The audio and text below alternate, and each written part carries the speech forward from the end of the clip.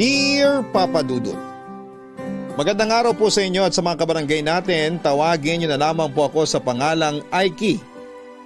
34 years old at isa po akong proud na barbero. Ang totoo ay kakasimula pa lamang ng negosyo kong barbershop dito sa may dulong bayan ng Antipolo. Pero masasabi ko na malakas naman at kumikita ng desente. Pangarap ko na po talagang maitayo ito noong bata ako kasi gusto kong tularan ang yumao kong tatay na isang barbero. Barbero rin po kasi ang lolo ko at kinakarangal ko ang trabaho namin yon. Kaya lang ay nalugi po ang barbershop namin noong nagka-cancer si tatay kaya ibinenta. 4 po kaming magkakapatid at ako ang panganay.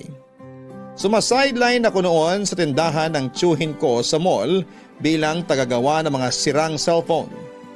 Pero dahil sa kahirapan ay inabot kami ng 6 na taon sa kolehiyo. Patigil-tigil kasi ako sa pag-aaral pero nairaos ko naman po ang kurso kong business management. 4 na taon na po akong nagtatrabaho sa opisina nang makilala ko si Rizalyn. Bale, taga-ibang department siya na nag-apply at nagkataong nakasabayan ko sa pantry magmeryenda. Kinausap ko siya kasi nagagandahan ako sa kanya, Papa Dudut. Tapos naging palagay ang loob namin sa isa't isa hanggang sa niligawan ko siya at hindi nagtagal ay sinagot niya ako. Siya ang unang girlfriend ko na naging live-in partner ko na rin noong nabuntis ko siya. Pero kinailangan niyang mag-resign sa trabaho dahil masela ng pagdadalang tao niya. Nagko-commute lang kasi kami at napapagod siya doon. Kaya lang ay nakunan siya noong 4 na buwan ang baby sa tiyan niya. Papa Dudut, dinamdam po namin ang pagkawala ng aming anak, lalo na si Rizalyn. Madalas siyang magmukmok sa inuupahan namin. Ayaw niyang lumabas ng bahay dahilan para mag-alala ako ng husto sa kanya, Papa Dudut. Tumagal po yun ng 2 taon kaya nga kapag rest day ko noon sa opisina ay sinasamantala ko na ang pagkakataon para lumabas at igala si Rizalyn.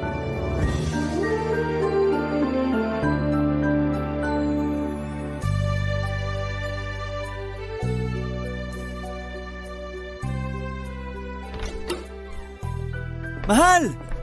Dumating na ba yung parcel ko? Parcel mo? May dumating kanina. Ayun oh. Medyo malaki nga eh. Ano na naman ba yan ha?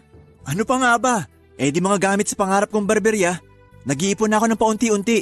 Binibili ko online yung ibang gamit. Teka, bubuksan ko muna to. Huwag mo na munang buksan yan. Saka na kapag tulog na ako. Ha? Bakit naman? Kasi baka mairita lang ako katulad ng pagkairita ko dun sa ibang mo pang binili. Ay, mahal naman. Bakit ka naman naiinis? Eh parang nga to sa business natin. Hindi ka ba natutuwa? Kasi nakakapagpundar na tayo ng mga gamit kahit paano? Paano kung sabihin kong hindi? May magagawa ka? Ay, mahal naman eh. Huwag mo nga ako matawag-tawag na mahal. Naimbiyer na ako sa'yo, Aiki. Puro ka bili, puro ka gastos. Eh wala namang kwenta yung pinagbibili at pinagkakagastusan mo. Sino may sabing wala? Di ka ba nakikinig? Nagpupundar ako ng mga gamit para sa negosyong plano kong ipatayo. Alin, yung barbershop? May kumikita ba doon? Oo, meron. Meron daw. Sa pagkakaalam ko kasi, wala. Kita mo yung barberya doon sa may palengke? Yung nasa dulo pag kumaliwa ka sa eskinita? Ayun, nilangaw. Kakabukas lang tapos 4 na buwan lang tinagal, lugi na. Sarado na, for rent na yung pwesto. Hindi kasi maayos ang pwesto nila. Sinong customer ang gugustuhin dumaan sa masikip na eskinita para lang magpagupit, di ba? Wala talaga silang magiging parokyano pag ganyan. Kahit ako, maghahanap ng ibang barbershop. Dapat kasi, dun sila sa may unahan pumwesto. Dun sa may labasan. Mas dinadaanan nyo ng mga tao. Nahihibang ka na ba? E di mas lalo silang walang kinita. Mas mahal daw yung renta pag sa labasan. Mababawi naman nila yun pag dinigsa sila ng mga tao, mahal. Tsaka araw-araw, kailangan ng barbero kasi mabilis humaba buhok naming mga lalaki. Tsaka kayo rin mga babae. Hindi kami nagpapagupit sa mga barbero. Bakit yung nanay ko? Sa barbershop pinakalbo yung kapatid kong babae na maraming kuto. Abay, ewan ko sa inyo. Saka wag mo ngang ibahin ang usapan. Ay, hindi ko iniiba ang usapan. Gusto ko lang makita mo ang punto ko. Mahal, alam mo namang barbero ang tatay ko, di ba? Pati lolo ko, Pagugupit ng buhok ang kinabubuhay. Pero nawala sa amin yung negosyong yun kasi nagkasakit yung tatay ko. Ni isang gunting, wala akong namana. Kaya nga eto ko. Nagsisikap na makapagpundar pa unti-unti. Alam ko na yan, Aiki. Ilang beses mo na yan kinwento sa akin. Akala ko napaintindi ko na sa'yo na wala ka mapapala sa pangarap mong pagbabarbero. Ewan ko ba naman kung anong klaseng utak meron ka? Ang ayos-ayos ng trabaho mo sa opisina nyo, the aircon, may mga benefits, tapos isusuko mo kasi gusto mong sumugal sa negosyong sinasabi mo? Taas ng tingin sa'yo ng mga kapitbahay natin kasi pumapasok ka sa opisina. Tapos gusto mong maging barbero lang? Huwag mo namang insultuhin ang pagiging barbero. Marangal na trabaho yun, mahal. Hindi sila nagnanakaw. Pinagpapaguran nila bawat sentimo na kinikita nila. Wala akong pakialam. Basta ayoko pa rin yung idea mong yan. Kaya kung ayaw mo mag-away tayo, wag na wag mong bubuksan sa harapan ko yung parcel mo. Ipapakain ko sa'yo laman yan.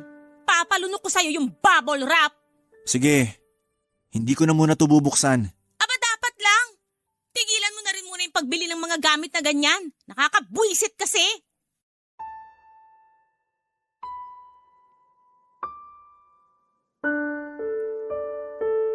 Maganda po si Rizalyn, morena, makinis ang balat at habulin ng mga kalalakihan.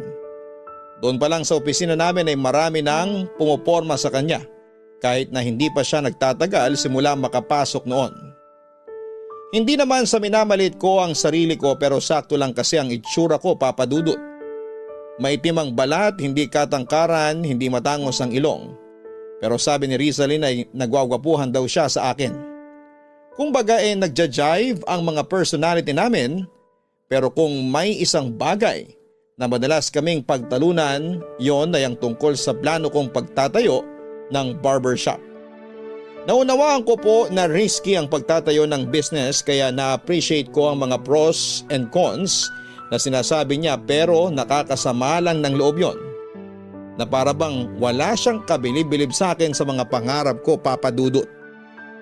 Aaminin kong nagtampo ako kay Rizalyn at diniscourage niya ako. Pero pinili ko pa rin pong unawain ang live-in partner ko. Inisip ko na baka may punto siya na hindi pa yon ang tamang panahon para seryosohin ko ang pangarap kong maging barbero.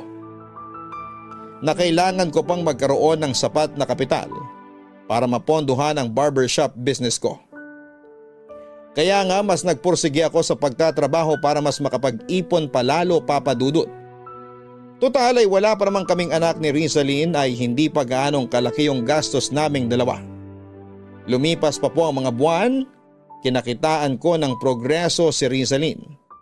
Hindi na siya nagmumukmok sa bahay namin katulad noong unang 2 taon na nawala ang baby namin. Pero kasabay noon ay ayaw muna niyang magkaanak ulit kami. Siguro ay nandun pa rin yung trauma kaya hinayaan ko na lamang, Papa Dudut. Isang araw ay kinausap po ako ng kinakasama ko dahil meron siyang pinaplanong gawin.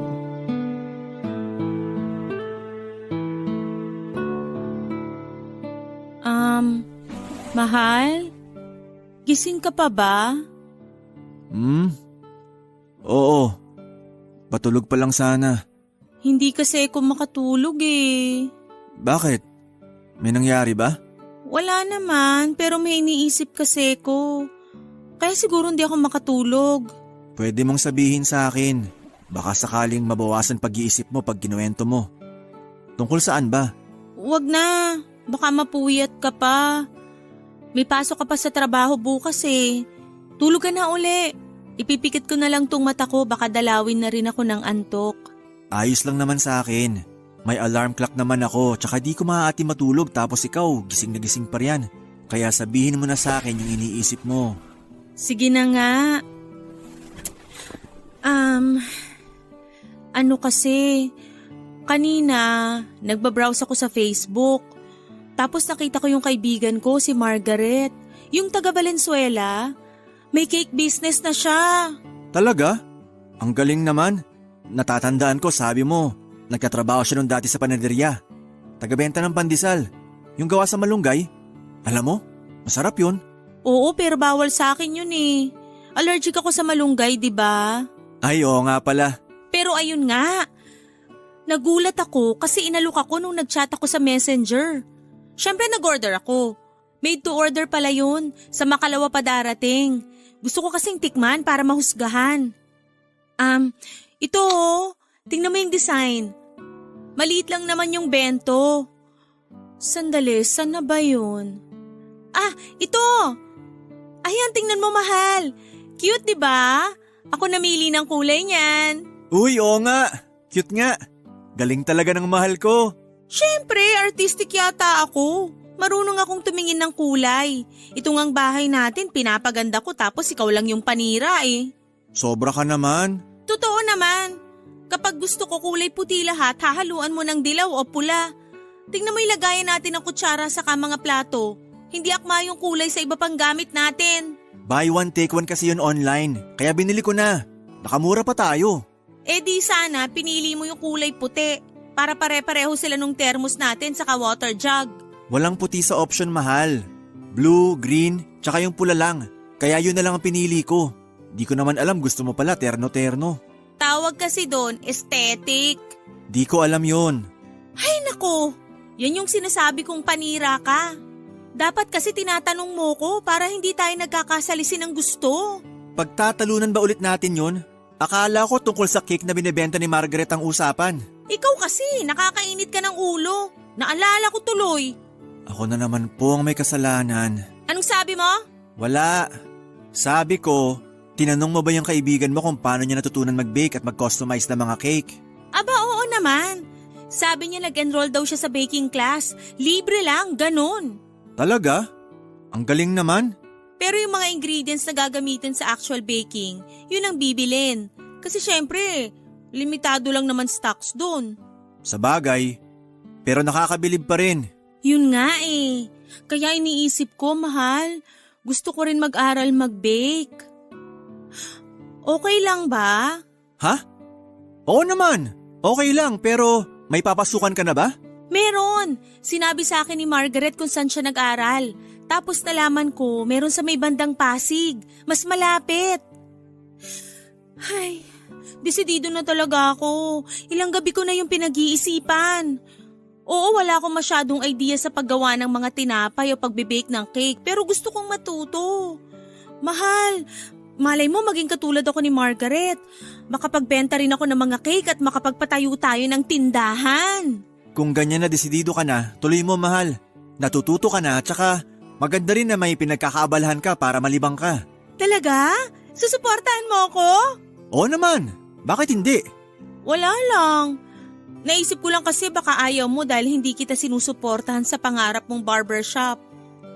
Hindi naman ako ganong klase ng tao. Mabuti, kasi kumpara sa plano mong barbershop, mas may kikitain yung plano kong cake shop. Kaya doon na lang tayo, mahal. Malay mo, balang araw, yumaman din tayo. Papadudot masaya po ako nang sabihin sa akin ni Rizalyn ang balak niyang pag-enroll sa baking class. Doon pa lang sa kagustuhan niyang matuto ng ibang bagay, sinuna ako para hindi suportahan ang babaeng mahal ko. Kaya nga hindi lang moral support ang ibinibigay ko sa kanya. Pinansyal at emotional na rin. Kumuha po ng short-term course sa baking ang live-in partner ko. 5 araw ang pasok niya na may 4 na oras na klase. Sa loob ng mga panahong yon ay tinutukan ni Rizalyn ang pag-aaral niya up to the point na pati weekend ay busy siya. Ang tinutukoy ko po ay yung mga time na hindi ko na siya mayayang lumabas para makipag-date kasi itutulog na lang daw niya o busy siya sa pagka-practice ng pagbe-bake nila sa mga susunod na araw. Nalulungkot ako sa parte na yon dahil naglalaan ako ng oras para makasama siya at hindi pag-usapan ang trabaho o ibang bagay pero pakiramdam ko ay kasabay ng pagiging abala niya. Sa bago niyang ginagawa ay ang pagkawala niya ng panahon sa aming relasyon, Papa Dudut. Barangay Love Stories. Barangay Love Stories. Bilang partner ay patuloy ko pong sinuportahan si Rizalyn sa bagay na ginagawa niya. At yun nga yung baking class niya, Papa Dudut. Nakikinig ako mabuti sa kanya kapag nagkikwento siya ng mga gusto niyang mangyari pag natapos na niya ang kanyang kurso. Naalala ko na nabanggit niyang may plano siyang gumawa ng cakes and other pastries para gawing negosyo. Gusto niya ring magtayo ng physical store kapag nakaipon na at may sapat ng kapital. Habang masaya ako dahil nakikita ko ang dedikasyon ni Rizalyn, hindi ko mapigilang mainggit sa suportang ibinibigay ko sa kanya. Hindi niya kasi yon magawa sa akin at sa pangarap kong pagtatayo ng barbershop, Papa Dudut.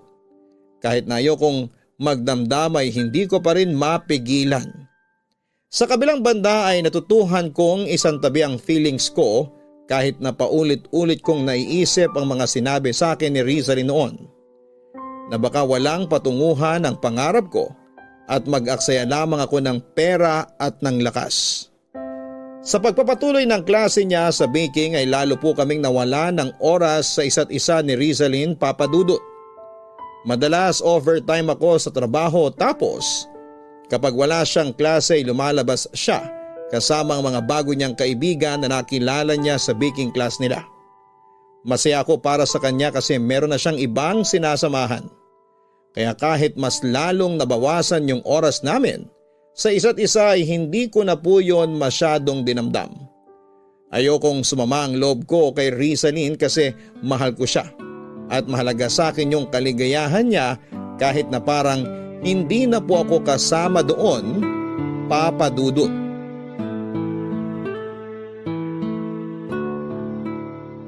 Ayan! Ako nag-bake niyan sa klase namin kanina tapos nag-uwi ako para ipatikim sa'yo. Wow! Mukhang masarap, mahal. Anong mukhang masarap lang? Syempre masarap yan! Ikaw naman, syempre matik na yon. He, dami mong sinasabi. Teka, upo ako. O, ito yung kutsilyo. Mag-slice ka para sa sarili mo. Dali, dali! Tikman mo na! Ito na oh.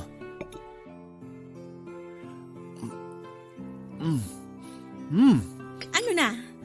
Tagal mo naman ngumuya. Sandali, hindi ko pa malasahan. Teka, isa pa nga.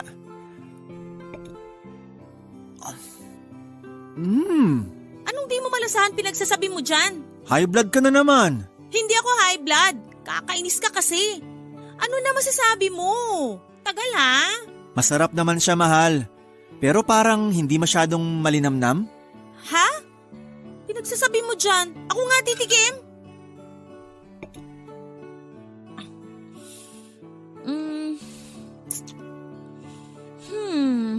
Pero masarap nga. Masarap. Pero tama ka. Hindi siya masyadong malinamnam. Parang may kulang pero ewan. Okay lang yun, mahal. Kakainin ko pa rin naman tong ginawa mong cake. Sarap talaga. Ang galing ng mahal ko. The best. Pwede ba wag ka ngang magsinungaling? Naiinis ako eh. Palagay mo sa akin, uto-uto? Siyempre hindi. Huwag ka na mainis, mahal. Mahalin mo mukha mo. Rizalyn naman. Hindi ko kasi alam saan ako nagkamali. Sakto naman yung sukat ko ng mga ingredient. Saan kaya ako napasobra? Kaya pala nangunot yung kilay nung trainer namin pagtikim dyan sa cake na gawa ko. Akala ko pa naman na perfect ko na. Paano na lang ako magtatayo ng cake business nito kung hindi masarap yung mga gawa ko? Kaya ka nga nag-aaral para matuto pa. Wala naman pinanganak na magaling agad sa isang bagay. Pero matatapos na yung klase namin. Parang wala naman akong natutunan nito, mahal. Hindi totoo yan. Hindi ka palang magaling pero marunong ka na. Ayoko nang marunong lang. Gusto ko magaling. Papunta ka na doon. Huwag mo madaliin. Sa bagay. Pero gusto ko talagang maging magaling. Kukumpetensyahin ko yung cake business ni Margaret. Tatalunin ko siya. Pero hindi ko yun magagawa kung patapos na yung klase namin. Nakakatamad naman mag-bake mag-isa dito sa bahay tapos hindi pa kumpleto mga gamit ko. Pwede naman kitang bilhan ng mga gamit na kailangan mo pa unti-unti. Wag na, may naisip akong paraan. Anong paraan? Mahal, may kaklase kong mayaman. May bake shop yung pamilya nila. Doon lang din sa Pasig. Sabi niya kung gusto ko raw mamasukan doon. Gumagawa sila ng cake. Pwede ko raw ituloy dun yung training ko habang kumikita ng pera kasi babayaran nila ako. O, di ba? Panalo na. Oo, pero Pero ano? lalaki ba tong kaibigan mo? Oo, nakwento ko na yun sa'yo. Nakalimutan mo na, no? Medyo. Yan tayo eh. Ano kung lalaki? Mabait naman yun, no? Oo nga, pero Ano ba kasi yun? Teka, wag mo sabihin nagsiselos ka. hindi ah. Wag mo nga akong maeme-eme dyan, Aiki. Kabisado ko hilat siya ng bituka mo. Nagsiselos ka nga? Sus ka naman. Masisisi mo ba ako? Siyempre maghapon kayo magkasama dun sa bake shop nila. Magtatrabaho ako doon, hindi ako makikipaglandian. Ikaw nga ilugar mo yung selos mo. Para kang abnormal. Sinabi ko naman sa'yo, willing ako magbigay ng pera para puhunan mo sa plano mong business, mahal. Bakit kasi kailangan mo pang mamasukan dun sa kaklase mong yun? At bakit hindi? Sige nga, bigyan mo ako ng dahilan kung bakit hindi ko kakagatin yung oportunidad na yon. Wala kang masabi kasi wala ka naman talagang dahilan. Hay, kainis ka talaga. Akin na yung cake. Uy, saan mo dadalhin yan? Di pa ako tapos kumain. Huwag ka na kumain. Nayayamutan ako sa'yo. Mahal naman eh.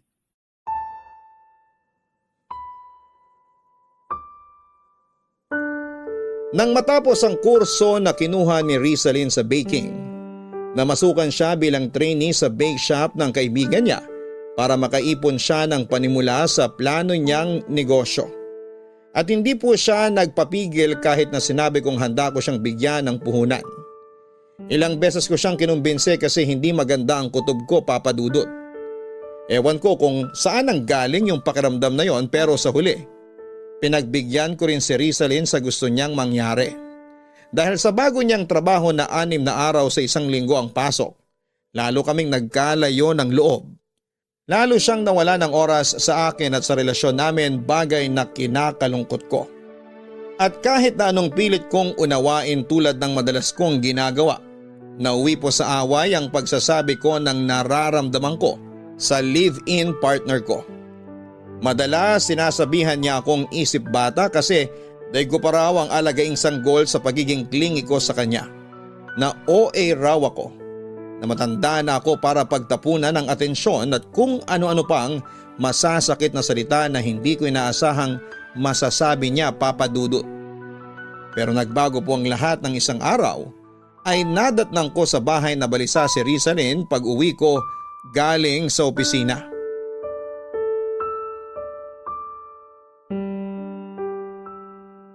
Mahal, kapag ba nakagawa ako ng kasalanan sa'yo, mapapatawad mo pa ako? Anong klaseng kasalanan? Basta, sagutin mo na lang kasi. Oo, pero ano nga kasi yun? May ginawa ka na ba? Siyempre wala. Ay, nagtatanong lang. May plano ka bang gawin? Wala. Baliw ka ba? Nagtatanong lang din ako, mahal. Huwag ka magalit. Hindi ako galit. Okay, pero may problema ka ba? Kasi mukha kang malungkot eh. Pagod lang ako sa work. Hindi pala talaga biro yung magtrabaho uli matapos kong masanay sa bahay natin ng 2 taon. Sa tono mo, parang ibang klase yung pagod mo ah. Anong ibig mong sabihin? Kasi dati naman ganadong-ganado ka. Oo, nakakapagod pero lagi ka pa rin masaya. Pero ngayon, parang may kakaiba. Ay, gusto ko nang umalis sa pinagtatrabahuhan ko, Aiki. Bakit? May nangyari ba? Feeling ko ayaw sa akin ng mga kasama ko dun eh. Lagi nila akong pinagbubulungan, tapos kung makatingin sila sa akin, kala mo kung sino. Sinubukan kong wag pansinin kasi baka inggit lang sila sa beauty ko, kaso nakakasawa rin pala. Paglalabas sila, di nila ako sinasama. Tapos pag may celebration sila, katulad nung nakaraan, may pa-surprise sila sa boss namin. Etsapuera ako. Para tuloy akong eng-eng dun sa kitchen habang takang-taka kung ano yung pinaghahandaan nila. Sinubukan mo na ba silang kausapin? Kung usap lang, matagal ko nang ginawa. Todo-todo pa pakikisama ko sa mga yon. Nung isang linggo, pinagluto ko pa ng afritadang manok yung isa naming kasamahan na nag-birthday. Nagpaparinig kasi siya na paborito niya yon. Tapos nung nalaman niyang galing sa akin, aba, hindi kinain. Pero tinanggap at nagpasalamat. Akala mo kung sinong anghel pero daig pa si Satanas pagtalikod. Paano mo nalamang hindi kinain? Narinig ko, malamang. Nagchichismisan sila nung break time na pinakain na lang daw niya sa mga aso yung ulam na bigay ko. Ang kapal, di ba? Mahal-mahal lang kilo ng manok plus mga ingredients. Isama mo pa yung pagod ko tapos gaganunin lang niya. Minsan parang gusto ko na lang magkunwaring sinasapian ng masamang espiritu para may excuse akong masakal yung gagang yun eh. Nakakaloka kasi. Mahal, mali naman yung iniisip mo. Baka isumbong ka pa sa boss. Pero mali rin naman yung ginawa niya. Pinaghirapan ko yon, regalo ko nga yun sa kanya tapos… Ay… Makarma sana siya sa ginawa niya, mahal. Ayoko na talaga. Pagod na ako sa kanila. Rizalyn, kung pagod ka na, tama nga siguro desisyon mo na umalis na lang doon. Dito ka na lang sa atin mag-bake, tapos ibenta mo online. Uso naman yun eh. Kikita ka pa rin naman. At least ikaw ang boss. Wala kang kailangan pakisamahan na tauhan. Pero matrabaho yun. At wala pa akong tiwala sa kakayahan ko, mahal. Pwede ka naman mag-practice hanggang maging confident ka na sa product mo. I-apply mo yung napag-aralan mo. Palagay mo kaya ko? Oo naman. Naniniwala ako na kaya mo. Ikaw pa ba? Thank you sa pagtitiwala, mahal. Hindi ko alam ang gagawin ko kung wala ka sa tabi ko.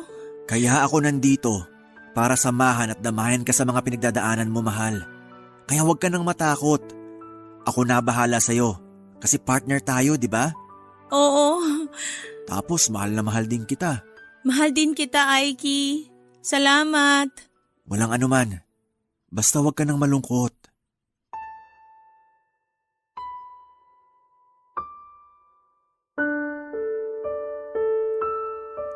Hindi pa rin malinaw sa akin kung saan nanggagaling yung labis na pag-alala ni Rizalyn.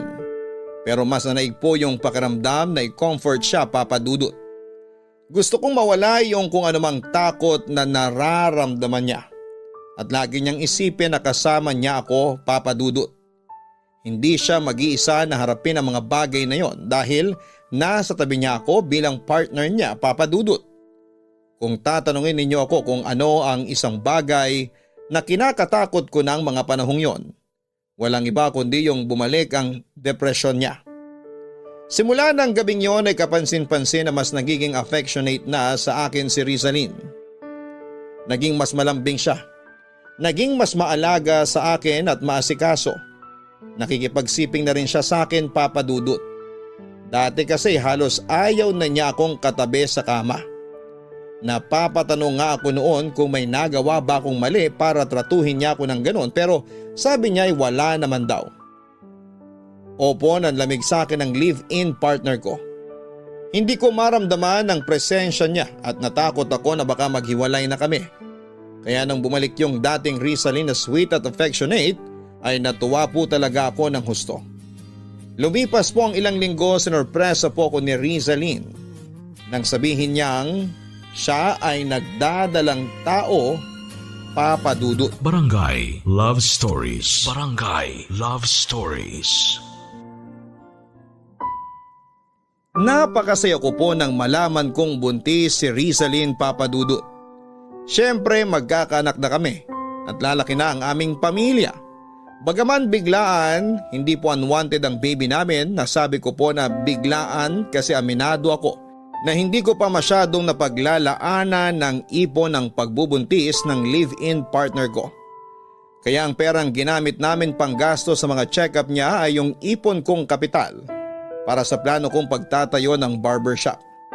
Wala naman pong kaso sa akin kasi sa anak ko naman mapupunta yung perang iniipon ko. Naisip ko na lamang na baka hindi po talaga para sa akin ang pagnenegosyo. Kaya lalo ako nagsikap sa pagtatrabaho upang madagdagan ng savings namin at tuluyang mapaghandaan ang pagdating ng aming baby. Lumipas ang 9 na buwan, matagumpay na naisilang ni Rizalyn ang healthy baby boy namin via cesarean section. Medyo malaki ang ginastos namin pero worth it naman po kasi ligtas at buhay ang aming anak. Pero aaminin ko na wala akong lukso ng dugo na nararamdaman sa batang dinala ni Rizalyn ng 9 na buwan sa sinapupunan niya. Ewan ko ba, Papa Dudut, pero masaya naman ako nang unang beses na makita ko yung baby pero parang wala sa loob kong mapalapit sa kanya.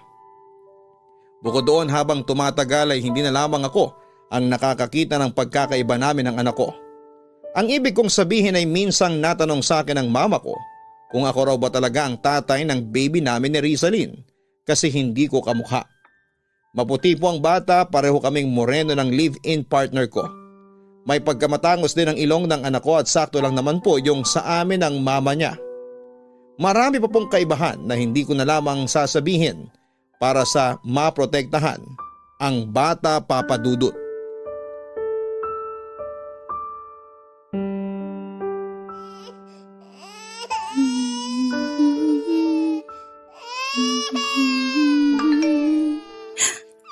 Uy, nag-reply na rin siya. Mahal? Mahal, umiiyak si baby. Mahal, ikaw na lang muna magpatahan kay baby. May ginagawa ako. Ay, naku anak, huwag ka na muna umiyak. Nakakarindi na kasi. Oh, baby, tahan na. Nandito na si Papa. Halika, buhatin kita para di ka na umiyak. Oh, tahan na anak. Ay, mahal. Nagse-cellphone ka lang pala. Akala ko kung anong pinagkakaabalahan mo. Ano bang gusto mong palabasin? Wala. Punto ko lang, pwede mo naman ibaba sandali ang cellphone mo para patahanin si baby. Busy nga ako, di ba? Saka nandyan ka na, iuutos mo pa sa akin. Uy! Mahal? Rizalyn! Lintik! Ano ba yung Nike?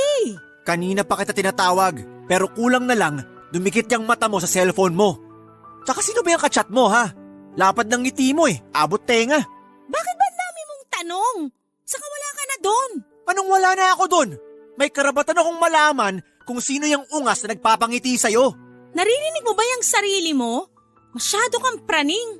Sinong hindi mapapraning?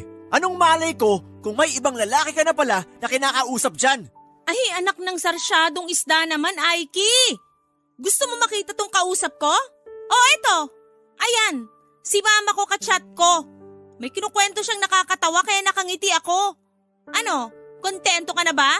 Panatag ka na ba? Sorry na mahal. Akala ko kasi kung sinong lalaki. Yan ang hirap sa'yo masyado kang seloso na wala sa lugar. Hindi ako seloso. Hindi mo mukha mo. Yung kaklase ko nga dati na boss ko rin sa pinapasukan kong bake shop pinagseselosan mo Tapos sasabihin mo sa akin na hindi ka seloso? Kung hindi, ano lang? Praning? Tama nga ako, masyado kang praning. Hindi mo ako masisisi. Tumigil ka. Dami mo pang satsat, yun na rin yon. Ay, anak, tahan na. Hindi kami nag-aaway ng mama mo. Hindi raw. Kung nakakaintindi lang sana yung bata, malalaman niya na pinagbibintangan mo ko. Mahal, hindi ganun ang punto ko. Huwag mo nga akong tawaging mahal pagkatapos mong palabasin na malandi ako. Ay, nak, tahan na sabi. Akin na nga yung anak ko. Hindi ka marunong magpatahan, palibasa hindi mo naman anak. Ha? Anong sinabi mo? Wala. Akin na sabi yung anak ko. Papa Dudut, narinig ko po ang narinig ko.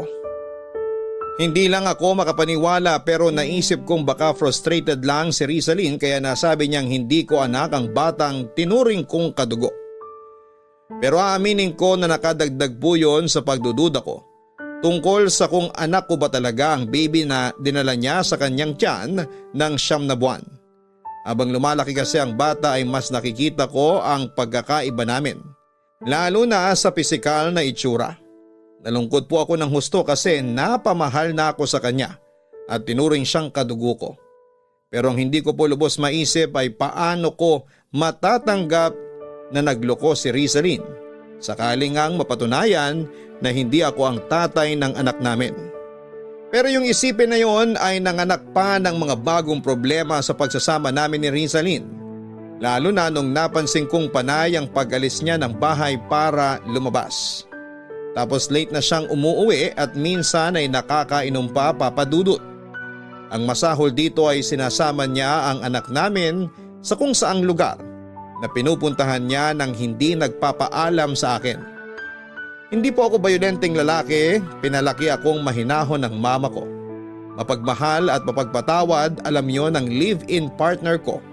Kaya siguro ginamit niya ang mga katangiang yon para abusuhin at sagarin ang pasensya ko, Papa Dudut. Isang araw nangyari ang kinakatakutan nang may kumpirmahin sa akin si Rizalyn. Bagay na sa hinagap ay hindi ko akalaing magkakatotoo.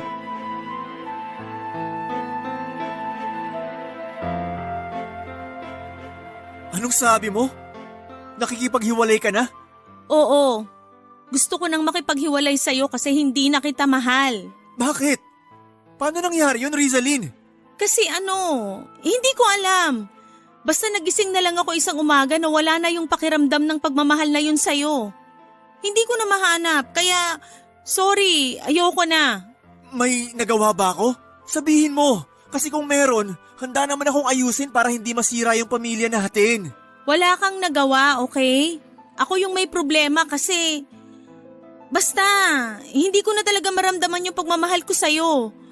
Ayoko naman maging unfair at makisama pa sa'yo tapos ganun lang din pala. Pwede ba? Huwag mo na nga akong gawing tanga. Hindi ako naniniwala sa'yo. Alam kong may ibang lalaki ka na. Yun yung lagi mong ka-text at katawagan sa cellphone tuwing hating gabi kasi akala mo malalim na tulog ko. Yun din yung lagi mong kinikita kasama pa talaga anak natin. Di ba? Sabihin mo! Ay, naman. Huwag mo na akong pilitin kasi pag ginawa mo yun, mas masasaktan ka pa. Wow! Concerned ka ba talaga sa akin o ano? Ewan ko sa'yo. Pinapadali ko na nga yung sitwasyon, gusto mo lagi madrama. Ano ka, nasa teleserye? Tunay na buhay to, ipapaalala ko lang sa'yo. Sagutin mo na lang kasi yung mga tanong ko. Huwag ka nang paligoy-ligoy. Bahala ka sa buhay mo, pero kung gusto mo talagang saktan ng husto sarili mo, sige, tama ka. Meron na nga akong iba at yung lalaking pinagseselosan mo nung una, yung kaklase ko at dating boss sa bake shop, siya na yung bagong mahal ko, Aiki. Ano? Ibig sabihin tama ako na may relasyon nga kayo? Tama ako na pinagselosan ko siya kasi iniibutan niyo ako sa ulo! Kung makapagsalita ka naman, akala mo asawa mo ko? Remind lang kita na hindi tayo kasal. Wala tayong pinanghahawakang kasulatan o papeles para umakto ka ng ganyan. Napaka-OA mo. Hindi mo ako pag-aari, hoy. Pero live-in partner kita at may anak tayo. May karapatan pa rin ako magalit sa inyo. Hindi mo anak ang baby na niluwal ko, Aiki. Hindi ka ba nakakahalata? Hindi kayo magkamuka. Ni hindi rin kayo magkakulay. Tisoy yung anak ko tapos ikaw. Basta. Anong pinagsasabi mo? Paano hindi ko anak yung anak natin? May nangyari sa atin noon. Nabuntis kita. May nangyari sa atin pero matagal na rin may nangyayari sa amin ng ama ng baby ko. Malamang siya yung nakabuntis sa akin. Pinaako ko lang sa'yo kasi natakot ako nung malaman kong nagdadalang tao ako at hindi niya ako pananagutan. Pero nung pinanganak ko na yung anak namin at nakita niya yung picture ng baby, bigla siyang nagbago. Sabi niya sa akin, gusto niya maging tatay ng anak niya.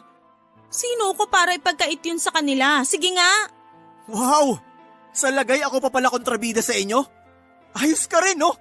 Niloko mo na nga ako, iniputan sa ulo, nagsinungaling ng husto, pinaako mo sa akin yung anak na hindi ko kadugo, tapos pinalalabas mo pa na ako yung may kasalanan dito? At cargo di konsensya ko pa kung hindi kita hihiwalayin para makapagsama na kayo ng demonyo mong kabit? Teka, huwag mong sabihin na yung hudas na yun ang tatay ng anak natin! Huwag mo nang tawaging anak mo yung hindi naman sayo. Masyado mong inaangkin, di mo naman kamuka. Kahit ipa-DNA mo pa. Pero mag-aaksaya ka lang ng malaking pera kasi mapapahiya ka lang sa resulta. Sagutin mo yung tinatanong ko, Rizalyn! Oo, siya nga! Masaya ka na? Ang sama mo! Paano nyo nagawa sa akin to? Sorry, okay? Hindi namin sinasadya. Nung una, business lang pinag-uusapan namin tapos nauwi sa ibang business. Sabi niya gusto niya akong kasosyo pero iba pala ibig sabihin nun. Lumayas ka na sa harapan ko! Umalis na kayo ng baby mo! Kasi ayoko na kayong makita sa pamamahay ko! Kapal na mukha mong babae ka! Ikaw na nga yung nakagawa ng kasalanan! Ikaw pa yung mukhang biktima! Di ko alam kung saan ka kumukuha ng lakas ng loob pero sana hindi ka karmahin sa ginawa mo!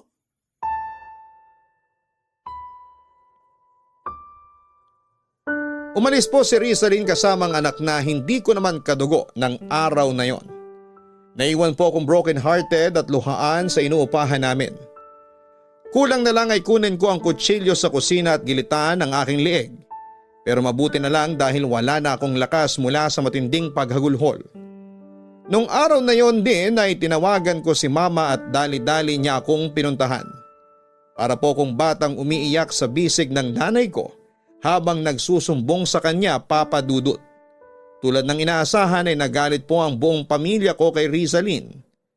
Pero ako na ang may sabi sa kanila na hayaan na lang ang dati kong live-in partner. Nakisama po si Rizalyn sa tatay ng anak niya at sa huling balita ko ay nagkahiwalay din sila. Tapos ay nagkaroon ng malubhang karamdaman ng dati kong live-in partner dahilan para ikamatay niya. Napakasakit po ng ginawa sa akin ni Rizalyn. At bagaman masakit na nawala na siya sa mundong ito, ay hindi ko pa rin siya magawang patawarin. Hindi niya po yun deserve, Papa Dudut, kasi hindi lang siya nagloko. Pinagmukha niya pa akong kawawa. Inapakan niya yung pride ko at pagkalalaki dahil sa nangyari. Ni hindi ko maisip kung paano niya yon naatim o kung nagagawa pa bang makatulog niya ng mahimbing sa gabi pagkatapos ng lahat noon.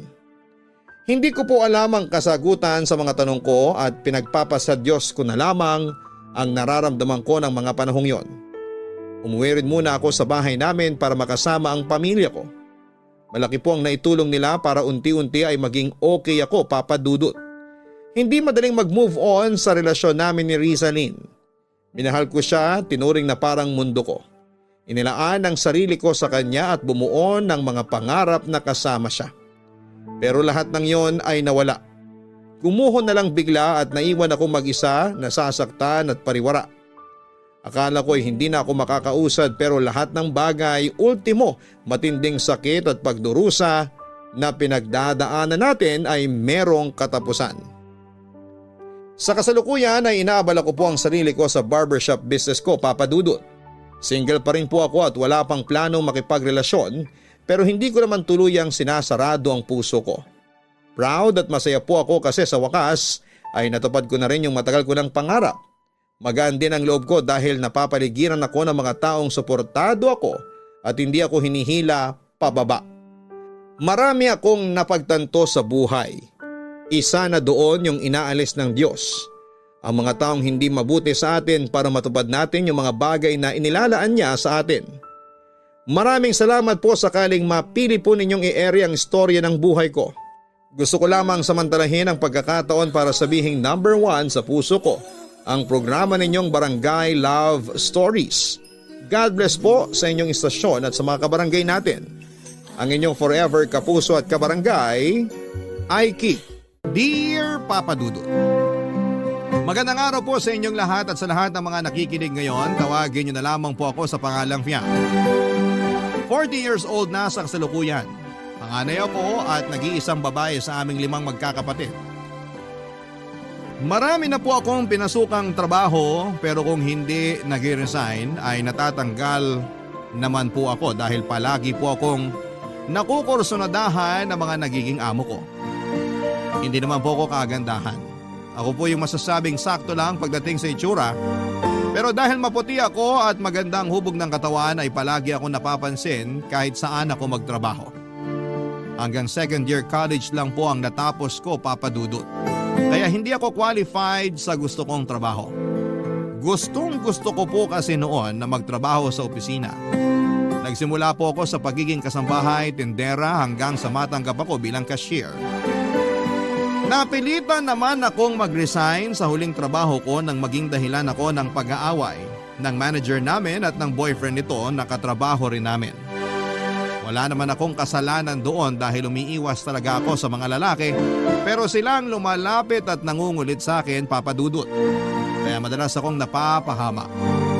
Hanggang sa naisip kong maghanap na lamang ng malilipatan. Ang kaso ay hindi po ako kaagad nakahanap ng malilipatan kaya pansamantala muna akong nagtinda ng street foods para may mapagkunan pa rin kami ng panggastos. Nasa kalahatian na po noon ang taon nang maisipan kong maghanap muli ng trabaho. Nung nag-aasikaso na ako ng requirements ay nakalimutan ko namang magdala ng ballpen. At noong police clearance na ang kukunin ko ay may nakasabay akong lalaki. Siya'y nagpahiram sa akin. Aaminin ko na may dating ang lalaking yon. Ang kaso'y hindi ako naroon para makipaglandian ng araw na yon. Kaya naman matapos kong ibalik ang ballpen niya ay hindi na ulit kami nagkita pa. Natanggap ako bilang cashier sa isang supermarket, Papa Dudut, at hindi ko nga po akalain na doon ko pa ulit makikita ang lalaking tinutukoy ko.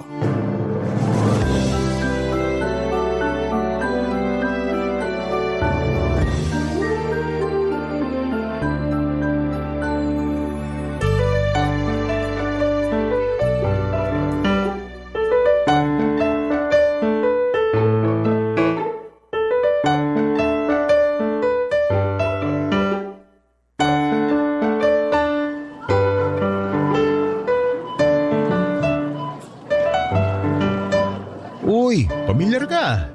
Parang nakita na tayo. Ballpen! Hindi ballpen ang pangalan ko. Hindi. Ibig kong sabihin, ikaw yung nagpahiram ng ballpen sa akin nung kumukuha ako ng police clearance. Buti hindi mo ako nakalimutan. Akalain mo yun? Liit ng mundo, no? Sino ba naman mag-aakala na magiging magkatrabaho pala tayo? Oo nga eh. Ako nga pala si Fiang. Nickname ko lang to ha. Sabi kasi nila masyado raw makaluma yung pangalan ko kaya mas okay na yung Fiang. Cute ka ng pangalan mo eh. Parang ikaw. Ikaw kakikilala lang natin, ang bobola ka na. Ay teka, hindi mo pa sinasabi pangalan mo. Miguelito real name ko pero mix na lang for short din. Nice meeting you nga pala, Fiang. Cute mo. Sexy pa. Ikaw iniskan mo yata ako bago mo pa ako nilapitan eh. Sana sinabi mo para nakipaglaban ako sa'yo ng titigan. Wow, palaban ka ha? Gusto ko yan. Uy, joke lang yun! Walang joke-joke sa akin. Wala ka ng lusot. Gagawin natin yung titigan challenge na gusto mo. Pero hindi dito. Saka na lang yan. Ilang taon ka na nga pala? 35 na ako. Ikaw? Mas bata lang ako sa'yo ng 3 taon. Pwede. Ha? Ano pwede? Pwede ka nang ligawan. Sino namang manliligaw sa akin eh? Hindi naman ako kagandahan, no? Para sa akin, maganda ka. Tsaka hindi ako maniniwala kung sasabihin mo sa akin na hindi ka pa nagkaka-boyfriend. Hindi pa nga. So, virgin ka pa? Hoy, bakit mo ba tinatanong yan? Joke lang, to naman. Sorry na. Ganito ka rin ba sa mga babaeng bago mo palang nakikilala? Hindi naman. Parang sa'yo pa nga lang eh. Nakakatuwa ka kasi. Talaga ba? Oo, kaya para mas mahaba yung kwentuhan natin, invite kita mamaya. Kung okay lang sa'yo. Okay lang naman, pero saan ba tayo pupunta? Sa hotel. Ha? Agad-agad? Joke lang. Pero pwede rin naman kung gusto mo. Ayos ka, kakikilala pa lang natin eh. Ayan na, nagsungit na. Sorry na kasi. Biro lang naman yun eh. Hindi na mauulit, promise. Sige na, okay na yon. Pero saan ba kasi tayo pupunta? Di mo na lang kasi sagutin ng maayos eh. O sige na, eto na. May bagong bukas kasi na cafe malapit lang dito. Gusto ko sanang puntahan kaso wala pa ako naiisip na isama. Sakto naman na nagkita tayo rito. Kaya ikaw na yung naisip ko. Para makapagkwentuhan na rin tayo. Game! Sama ako! Sige pag-out natin mamaya, punta tayo. Okay, sige. Pero teka, libre mo ba? Oo naman, libre ko. Kaya wag mo nang isipin yung gagastusin. Ang kailangan mo lang isipin kung tatagal kang kumain habang tinititigan kita. Hoy, para kang sira! Seryoso ko. Doon natin gagawin yung challenge. Gagawin mo rin yung sa akin, syempre. At kung sino matalo, siya naman yung taya sa susunod na labas natin. Ay, wow! May susunod pa? Kung papayag ka ulit na sumama sa akin. Sus! Kahit nga iuwi mo pa ako eh. Char! Mukhang napapasarap yung kwentuhan yung dalawa. Walang trabaho, mga ma'am, sir? Si Jelly talaga oh. Eto na, babalik na ako sa trabaho ko. Piang, mamaya Oo, sige, usap na lang tayo ulit mamaya. Naku, Ate Jelly, sorry ha. Napakwento lang ako saglit kasi hindi ko akalain na magiging magkatrabaho pala kami ni Migs. Bakit? Magkakilala na ba kayo dati pa? Hindi naman, pero kasi siya yung nagpahiram sa akin ng ballpen nung nag-aasikaso ako ng requirements. Ganon? O edi kumalma ka. Nagbibiro lang ako kanina. Pasensya ka na ha. Ganito lang talaga ako sa mga bago. Pero si Migs, nauna ko na siyang nakausap at nakakwentuhan kanina. Kinabahan naman ako sa'yo ate, kala ko susumbong mo na kami. Hindi ako ganun, no? O siya, sige na, magtrabaho na tayo. Baka tayo naman yung maisumbong.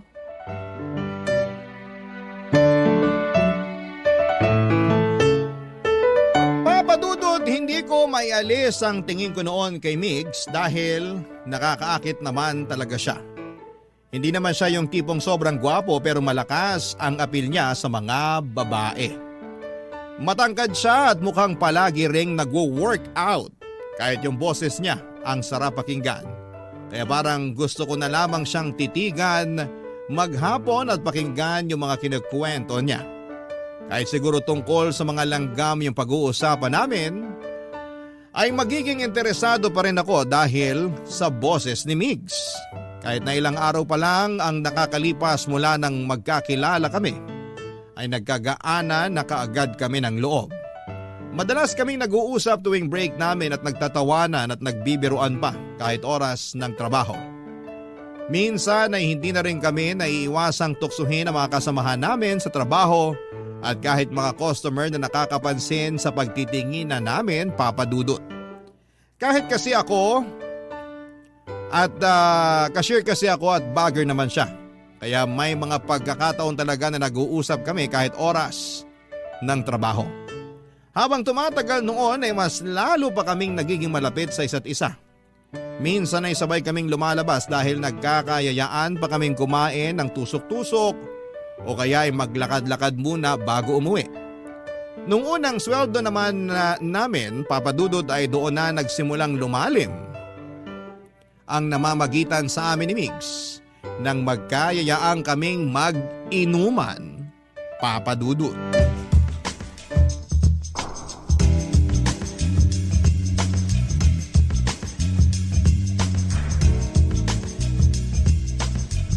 Pogi ni Migs, no? Oo nga eh, titig pa lang nakakapanghina na. Bet mo? Oo. Mukhang bet ka rin eh. Ibang makatitig. So, kumusta naman? Nasa anong stage na kayo? Parang MU, ganun. MU? Oo, obvious naman sa amin na gusto namin yung isa't isa. Madalas kaming lumalabas na kami lang dalawa. Yung mga usapan nga namin lumalampas na sa mga topic na pinag-uusapan lang ng magkaibigan, no? Bakit? Anong usapan ba yan? Tungkol sa mga experience namin. Mga spicy topic, ganon? Parang ganun na nga. Sus, pahiya-hiya ka pa dyan? Kung nakarating na kayo sa ganung usapan, hindi malabo na mag-aya na yun sa hotel. Pero ang tanong, handa ka ba ron kung sakali? Makatanong ka naman dyan, ayoko munang isipin yan. Pero paano nga kung mangyari? Mangyari yung ano? Migs, nandiyan ka na pala. Kanina ka pa ba? Di naman. Hindi ko nga maintindihan yung pinag-uusapan nyo eh. Ano bang topic? Ikaw? Ibig niyang sabihin, ikaw naman yung magbibigay ng topic. Girl talk kasi kanina, kaya hindi ka makaka-relate. Ganun ba? Pero anong oras na oh? Kung magkukwentuhan pa tayo, baka hindi na tayo makauwi nito. Sa bagay, ako uuwi talaga ako. Kayo, may balak pa ba kayong puntahan? Wala na akong pupuntahan. Maliban na lang kung papayag si Fiang na ihatid ko siya pa uwi. Uuwi nga ba talaga? Naku, baka mamaya dumaan pa kayo sa ano ha? Ay nako Ate Jelly ha, walang ganun no. Masyado kang advance mag-isip, Jelly. Sa susunod pa yun. Uy, ikalma mo yan, Migs. Kakakilala nyo pa lang. Nagjo-joke lang naman ako. Tsaka wala namang mangyayari kung hindi namin parehong gusto yun. Tama na yung usapan na yan, uwi na ako. Atid na kita. Sana all ihahatid. Ay nako Ate Jelly, magpasundo ka na sa asawa mo. Paano? Mauna na kami. Kita na lang tayo ulit sa trabaho. Oo na, ingat kayo ha. Fiang, diretso sa bahay. Kalma mo yung kuting mo. Si Ate Jelly talaga. Saan nga pala kita ihahatid? Sasakayan na lang ng jeep, okay na ako doon.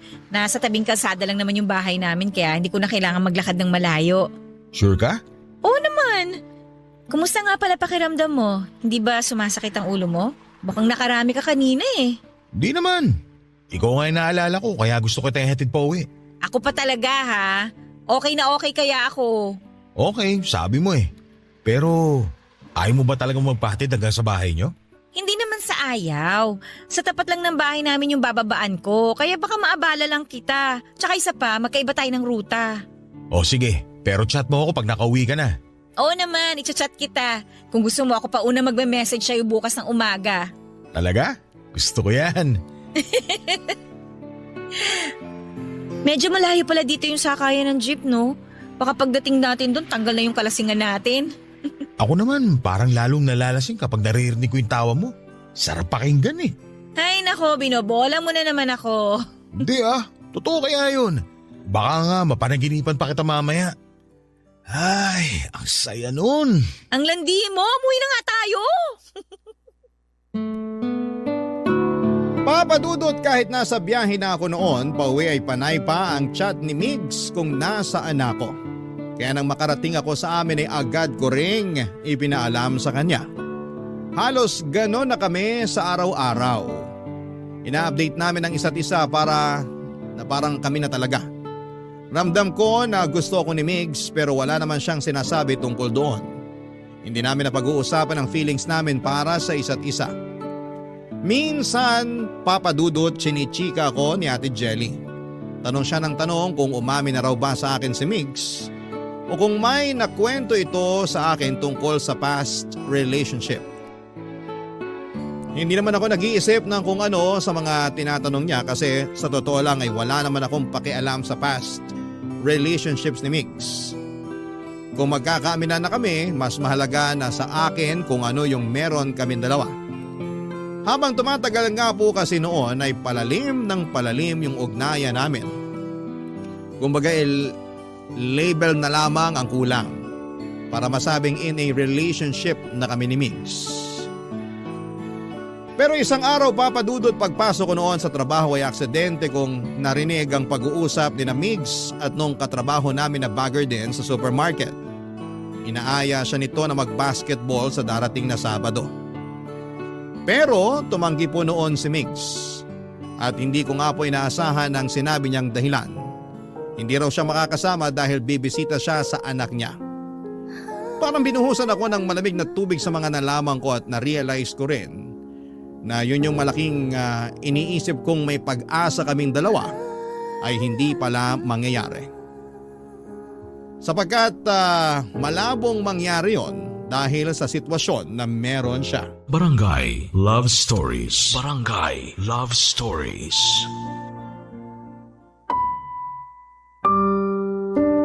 Papa Dudut, nagulat ako sa nalaman kong may anak pala si Migs. Hindi ko naman siya masisisi dahil hindi naman ako nagtanong. Ni hindi ko nga rin maalala kung naitanong ko ba sa kanya kung may girlfriend na ba siya o asawa. Basta sumabay na lamang ako sa agos hanggang sa naging close kaming dalawa. Napaiyak na lamang ako noong nalaman ko yon dahil alam ko sa sarili ko na malalim na ang nararamdaman ko para kay Migs ng mga panahong yon. At mahirap na para sa akin na layuan o iwasan siya. Dahil sa nalaman ko, Papa Dudut, kahit mahirap ay sinubukan ko nang iwasan si Migs. Nakikipag-usap naman ako sa kanya pero hindi kagaya ng dati na palagi kaming nagtatawanan. Kung hindi para sa trabaho ay hindi ako yung mauuna na magsalita, Papa Dudut.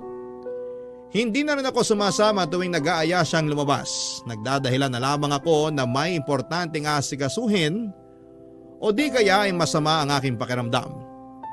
Hanggang sa napansin na rin yon ni Ate Jelly.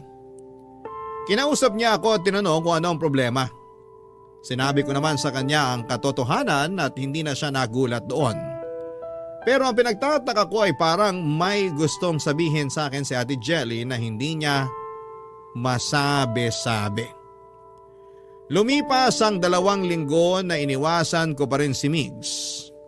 Batid ko na medyo nakakahalata na siya. Pero hindi ko na lamang yon pinansin. Kung aasa pa kasi ako sa kanya ay siguradong masasaktan lamang ako sa huli. Pero kahit panindigan ko ang pag-iwas sa kanya, may mga pagkakataon pa rin talaga na ginagamit niya para magkalapit kami ulit, Papa Dudut. Sinabi ko sa sarili ko na hindi ako magpapakatanga. Pero parang kinain ko rin ang mga sinabi ko noong mas malala pa ang mga nangyari. Nagkayayaan ulit kaming uminom noong sweldo na namin at inaasahan ko nang sasama rin si Migs. At doon na nga po kami nakapag-usap ng masinsinan, Papa Dudut.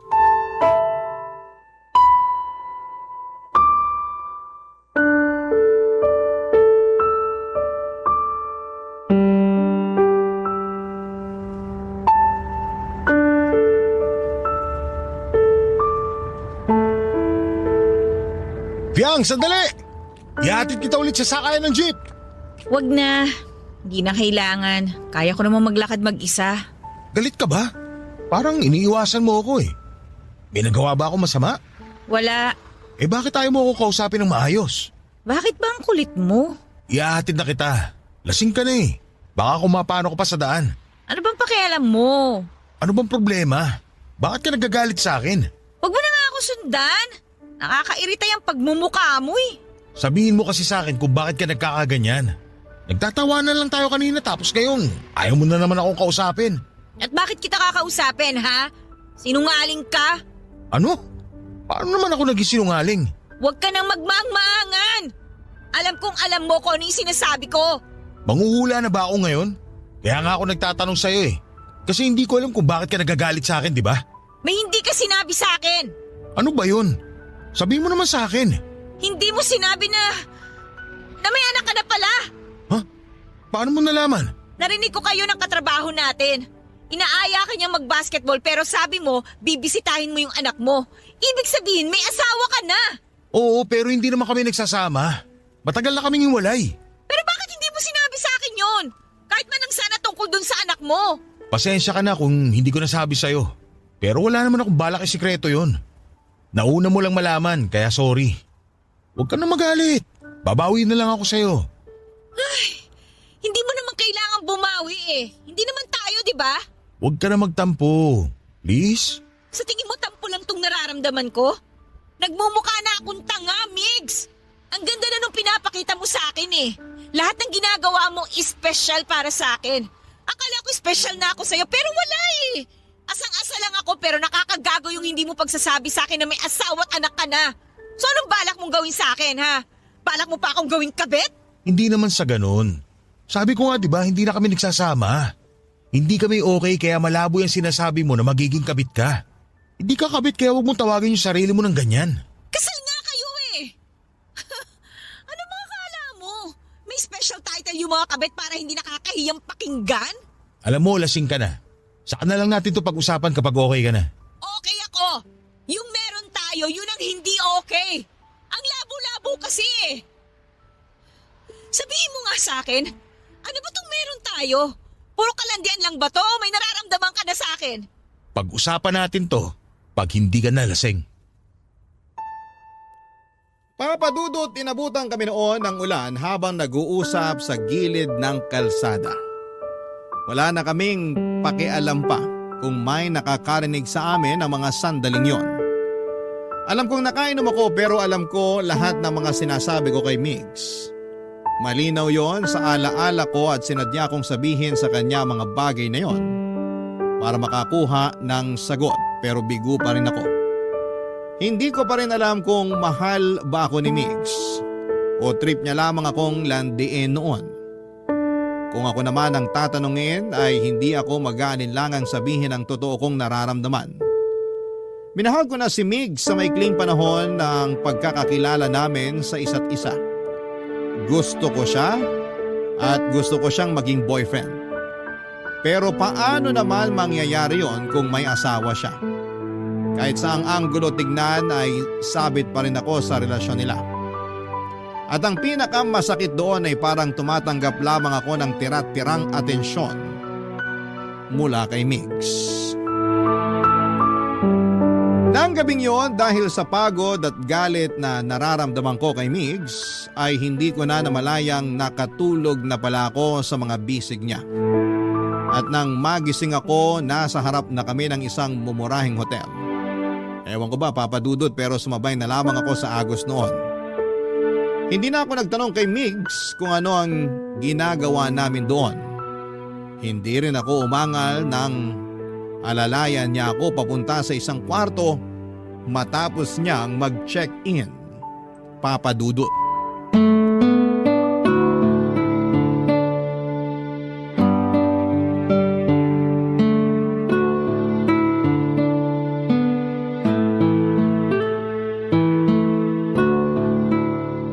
Kamusta pakiramdam mo? Nahihilo ka pa ba? Oo, ang sakit ng ulo ko. Kung gusto mo, magpahinga ka na muna. Bukas na lang kita ihatid pa uwi. Wala bang maghahanap sa'yo? Wala. Hindi ako naniniwala sa'yo. Umuwi ka na. Iwan mo na lang ako dito. Kaya ko namang umuwi ng mag-isa bukas. Yan ka na naman eh. Tinataboy mo na naman ako. Kasi hindi ka naman dapat lumalapit sa akin eh. Bakit hindi? Alam kong gusto mo ako. At ganun din yung nararamdaman ko sa'yo. Yan yung gusto mong malaman kanina pa, di ba? Pero sasabihin ko sana sa'yo kapag hindi ka nalasing at ang maintindihan mo yung mga sinasabi ko. Hindi ako lasing. Naiintindihan ko lahat. Talaga? Naiintindihan mo? Hindi mo ako gusto. Kaibigan lang yung tingin mo sa akin at naiintindihan ko yon. Paano kung hindi? Huwag na tayo maglokohan, pwede ba? Doon ka na sa asawa mo. Bakit mo ba ako pinagtatabu yan? Dito ko gusto. Sa tabi mo. Mas gusto kong kasama ka. Hindi mo pa rin bagets yun? Sinasabi mo lang yan kasi nakainom ka. Ano bang pwede kong gawin para maniwala ka? Wala. Hindi ako maniniwala sa'yo kahit na ano pang sabihin mo kaya umalis ka na lang. Gusto kita. Kaya kahit pauwiin mo ako ngayon, hindi kita iiwan mag-isa rito. Hindi kita kayang pabayaan na lang. Ang hirap mo naman kasing paniwalaan eh. Hindi naman ako kagaya ng asawa mo na may pinangahawakan sa'yo. Huwag mo nang isipin yung asawa at anak ko. Hindi nila tayo guguluhin. Ang mahalaga, gusto natin yung isa't isa. Ano namang magugustuhan mo sa akin? Kagaya lang din naman ako ng ibang babae dyan. Mabait ka at masaya kang kasama. Bonus na lang yung sexy ka. Kaya nga nung unang araw natin sa trabaho, napatitig talaga ako sa'yo eh. Talaga? Oo. Bukod sa pamilyar ka nun sa akin, naagaw mo talaga yung atensyon ko kaya kita nilapitan. Okay. Okay? Okay na ano? Okay na. Naniniwala na ako sa'yo. Naniniwala na akong gusto mo ako. Yun naman pala eh. Kung ganun, okay lang ba na dito na tayo magpalipas ng gabi? Promise, bukas na bukas din, ihahatid kita sa inyo. Dito lang tayo matutulog. Sure kang matutulog lang tayo ha? Depende. Anong depende? Depende sa'yo kung gusto mong matulog lang talaga tayo. Pwede rin kasing, alam mo na, malamig ngayon. Oy, ikaw ha? Sinadya mo akong dalhin dito, no? Hindi naman. Nakatulog ka na kasi kanina sa taxi. Hindi ko alam kung saan kita ihahatid. Hindi ko pa naman alam yung address nyo. Kaso, nagising ka na bago tayo bumaba. Kaya tinuloy mo na lang. Parang ganun na nga. Saka iniisip ko rin na pareho tayong lasing. Baka pareho pa tayong makatulog sa biyahe kapag hinatid kita sa inyo. Pero ngayong gising ka na at mukhang hindi ka na masyadong lasing, baka naman pwedeng… Sinadya mo talaga to. Alam ko na yung mga galawan mo eh. Di sinadya na ako sinadya. Bakit? Gusto mo na bang umuwi? O baka naman gusto mong dito ka muna sa akin ngayong gabi? Okay, dito na muna ako. Pero bukas, ihahatid mo ako sa amin.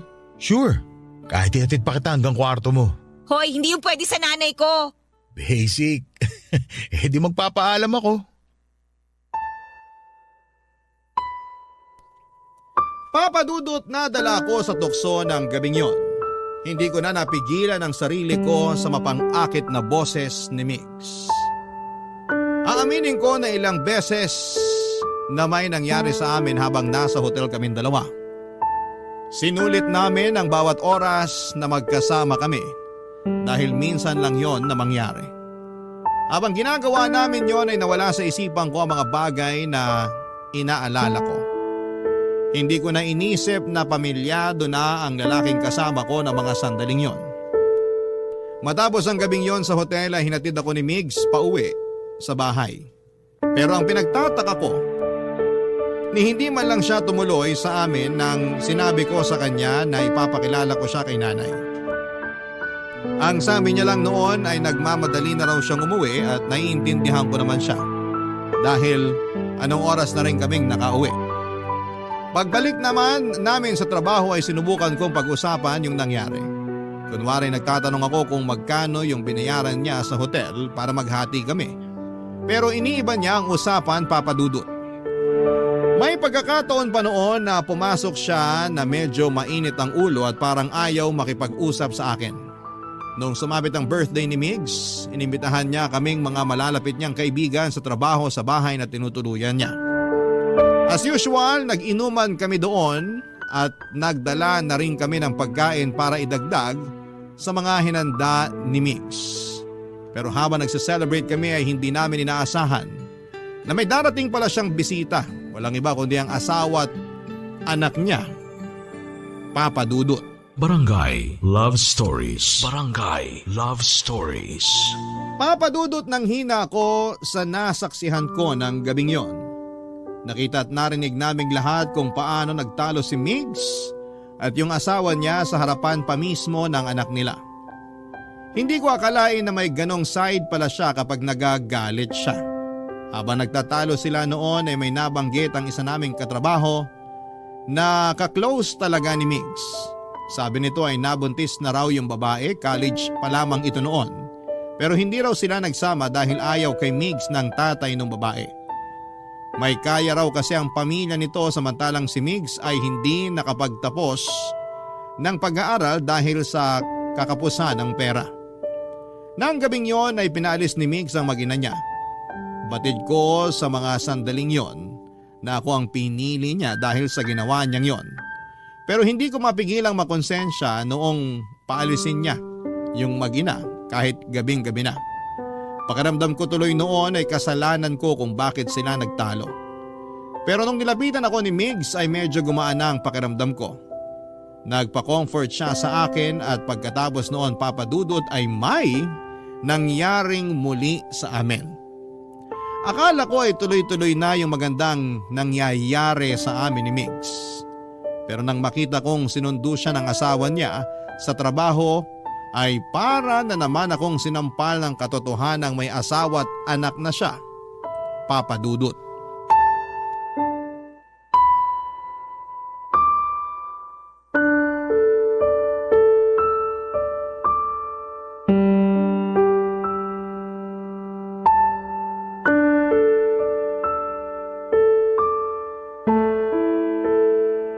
Ate Jelly, inom tayo mamaya.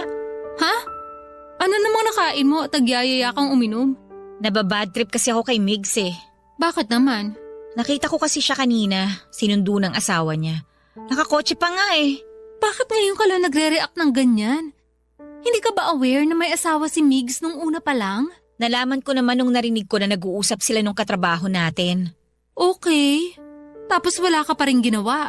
Ate, meron! Sinubukan ko siyang iwasan. Napansin niyo naman yun, di ba? Pero napanindigan mo ba? Hindi ba sabi mo nga may nangyari pa sa inyo bago kanya ihatid pa uwi? Ang tanga mo rin eh, no?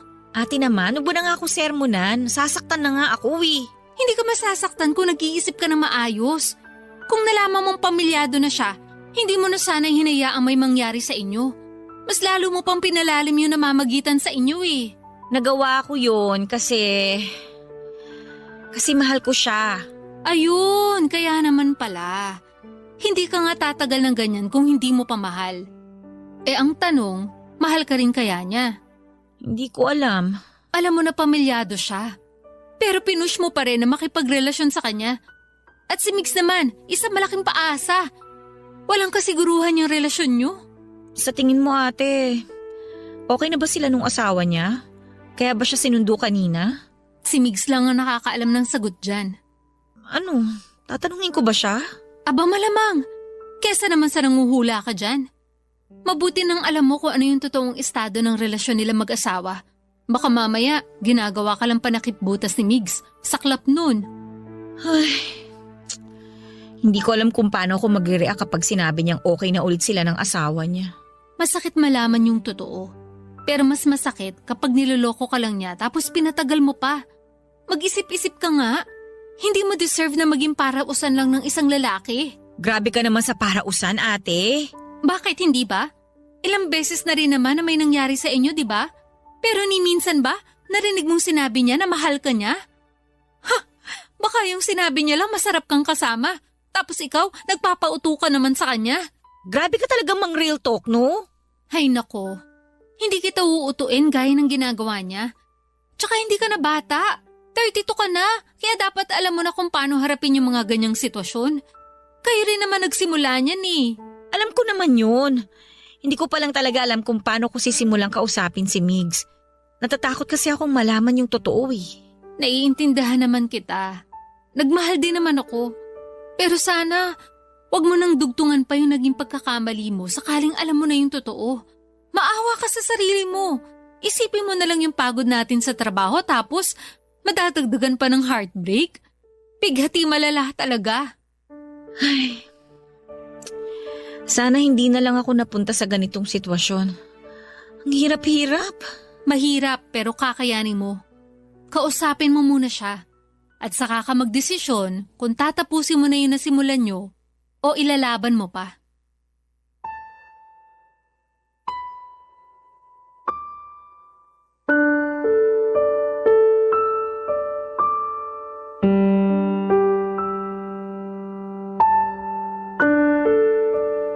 Papadudod parang praning na ako noon sa kakaisip kung bakit sinundo si Migs ng asawa niya at kung saan sila pumunta. Kung nag-hotel din ba sila at may nangyari sa kanila o okay na silang muli. Para bang sasabog ang ulo ko noon sa kakaisip ng kung ano-anong senaryo sa pagkikita nila ng asawa niya. Kaya ang ginawa ko noon ay tinadtad ko ng text messages si Migs. Sa tapang ko noon ay feeling ko ay ako ang legal. Ilang beses ko rin siyang tinawagan pero gaya ng inaasahan ko, hindi siya sasagot noon dahil kasama niya ang asawa niya. Pinuntahan ko si Mig sa bahay na inuuwian niya pero hindi na kami nagkaroon ng pagkakataong makapag-usap ang muli. Awang-awa ako noon sa sarili ko dahil halos mamalimos na lamang ako ng atensyon ni Migs. Parang willing na nga po ako noon na magsettle na lamang sa tira-tira ng iba. Pero hindi na talaga kami nagkausap ang muli. Nag-resign na rin kasi siya sa trabaho kaya hindi ko na rin siya mahagila pa. Basta ang alam ko lang noon ay nagkaayos sa sila ng asawa niya. Wala naman akong magawa, ano ba namang laban ko. Legal na asawa na po yung pinag-uusapan. Kaya ang nangyari ay tinanggap ko na lamang na hindi talaga para sa akin si Migs. May nagmamay-ari na ng puso niya. At hindi ako yon. Pagkatapos ng 3 years ay nagkaroon na ako ng panibagong karelasyon. Hindi ko na lamang po babanggitin ang pangalan niya pero naging boyfriend ko po siya noon. At kung kailan okay na ako ay saka naman kami nagkitang muli ni Migs. Ewan ko ba papadudot. Pero kahit matagal-tagal na rin yung panahong lumipas ay parang bumalik lahat ng excitement ko nang makita ko siya. Nakakayamang sabihin pero may nangyari kaagad sa muli naming pagkikita. Akala ko ay pwede na naming ituloy yung naudlot naming relasyon noon pero ganito po ang mga nangyari.